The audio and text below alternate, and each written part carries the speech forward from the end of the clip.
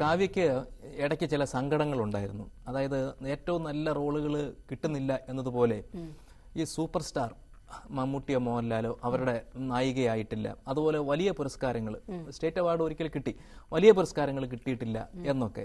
ഇപ്പോൾ അടുത്ത കാലത്ത് മോഹൻലാലിന്റെ നായികയായിട്ട് കാവ്യ അഭിനയിച്ചു. അപ്പൊ മുമ്പില്ലാത്ത കാവ്യക്ക് അതുകൊണ്ട് എന്ത് മാറ്റമാണ് വന്നത്? ഞാൻ മമ്മൂക്കയുടെയും ലാലേട്ടന്റെയും നായികയായിട്ട് അഭിനയിക്കുക എന്നുള്ളത്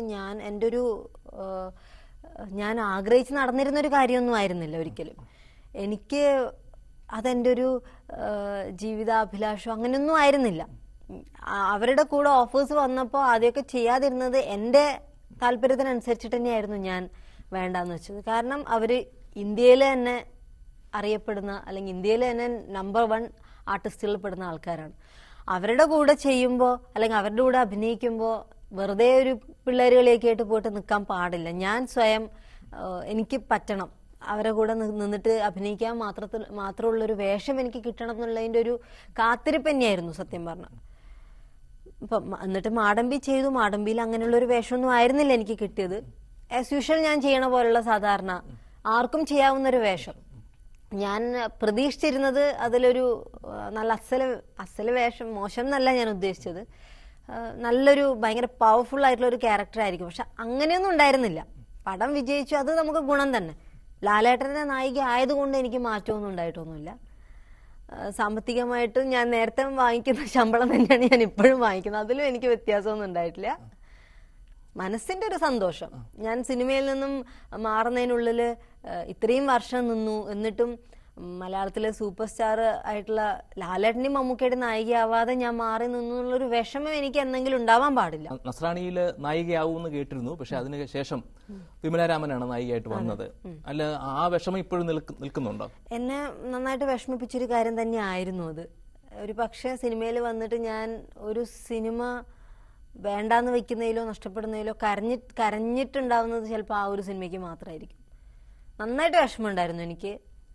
അതിനാരെയും കുറ്റം പറയുന്നില്ല. ഞാൻ ജോഷി സാറിനായാലും ജോഷി സാറിന്റെ കൂടെ ഇതിനു മുമ്പ് 2 പടത്തിൽ വർക്ക് ചെയ്തിട്ടുണ്ട്. 2ഉം ഹിറ്റായിട്ടുള്ള സിനിമകൾ തന്നെയാണ്, റൺവേയും ലയണും. രഞ്ജിത്തേട്ടൻ എനിക്ക് നല്ല അസലായിട്ടുള്ള, എനിക്ക് എന്നും ഓർക്കുന്ന തരത്തിലുള്ള ഒരു നല്ല കഥാപാത്രം തന്നിട്ടുള്ള ഒരാളാണ്. പക്ഷേ ഏതൊരു വ്യക്തിയെ സംബന്ധിച്ചിടത്തോളം ഞാൻ വലിയൊരാളോ ഒന്നുമല്ല, അവരെ സംബന്ധിച്ചിടത്തോളം ഞാൻ ആരുമല്ല. പക്ഷെ എന്നാലും നമുക്കൊരു ക്യാരക്ടർ തന്നിട്ട് അത് മാറ്റുകയാണെങ്കിൽ നമ്മളോട് ജസ്റ്റ് പറയാന്നുള്ളൊരു കടമയുണ്ട്. അതും മറ്റുള്ളവർ പറഞ്ഞിട്ട് നമ്മൾ അറിയാം. പിന്നെ ലാസ്റ്റ് മിനിറ്റ് പടമൊക്കെ കമ്മിറ്റ് ചെയ്തതിന് ശേഷം ആ ക്യാരക്ടർ അല്ല കേട്ടോ കാവ്യ ചെയ്യുന്നത്, വേറെ ക്യാരക്ടറാന്ന് പറയുമ്പോൾ ഉള്ളൊരു വിഷമം അത്ര. അതൊരു ചെറിയ വിഷമമൊന്നും അല്ല, അത് വലിയ വിഷമം തന്നെയാണ് ഒരു ആർട്ടിസ്റ്റിനെ സംബന്ധിച്ച്. ആ ക്യാരക്ടർ എനിക്ക് വേണ്ട എന്ന് പറയാനുള്ള ഒരു ചങ്കൂറ്റ അന്ന് ഏതായാലും കാവ്യ കാണിച്ചു. അതെ, അതെനിക്ക് ഒരുപാട് പേര് എൻ്റെ അടുത്ത് പറഞ്ഞു അത് കറക്റ്റ് ആയിട്ടുള്ള ഒരു ഒപ്പീനിയൻ ആണോ, ജോഷി സാറിനെ പോലുള്ള ഒരു ഡയറക്ടർ സിനിമയിൽ നിന്ന് അങ്ങനെ മാറുക, രഞ്ജിത്തേട്ടനെ പോലുള്ള ഒരു സ്ക്രിപ്റ്റ് റൈറ്റർ എഴുതിയൊരു ക്യാരക്ടർ. ഞാൻ പറഞ്ഞു, ഞാൻ ഇത്രയും നാൾ ചിലപ്പം പണ്ടത്തെ ഒരു സ്വഭാവം വെച്ചിട്ടാണെങ്കിൽ ഞാൻ ചിലപ്പോൾ ചെയ്തിരിക്കും ആ സിനിമ.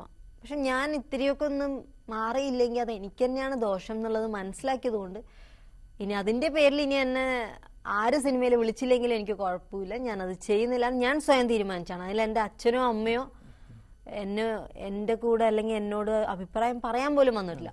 അവരെനിക്ക് പൂർണ്ണമായിട്ടും വിട്ടുതരും. ഈ നസ്രാണിയിലെ ഈ റോൾ നഷ്ടപ്പെടുന്നതിന് പിന്നിൽ പ്രവർത്തിച്ചത് എന്തായിരിക്കാം? അത് കാവ്യയുടെ നിഗമനം എന്താണ്? ഞാൻ അതൊന്നും ചിന്തിച്ചിട്ടില്ല.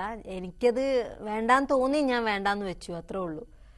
പക്ഷെ എൻ്റെ അടുത്ത് പണം ഞാൻ വേണ്ടാന്ന് വെച്ചിട്ട് ഹീറോയിൻസിന്റെ കൂട്ടത്തിൽ എന്നെ വിളിച്ചിരിക്കുന്നത് പത്മപ്രിയ ചേച്ചി മാത്രം എന്നെ വിളിച്ചിട്ടുണ്ടായിരുന്നു. പ്രിയ ചേച്ചി എന്നോട് പറഞ്ഞൊരു കാര്യം, കാവ്യ ഇപ്പൊ മലയാളത്തിലുള്ളതിൽ വെച്ചിട്ട് ആസ് എൻ ആർട്ടിസ്റ്റ് സീനിയർ ആയിട്ടുള്ള ഒരാളാണ് ഞാൻ. ഇപ്പൊ ഉള്ള എല്ലാ ഹീറോയിൻസും എനിക്ക് ശേഷം വന്നിട്ടുള്ള ആൾക്കാർ.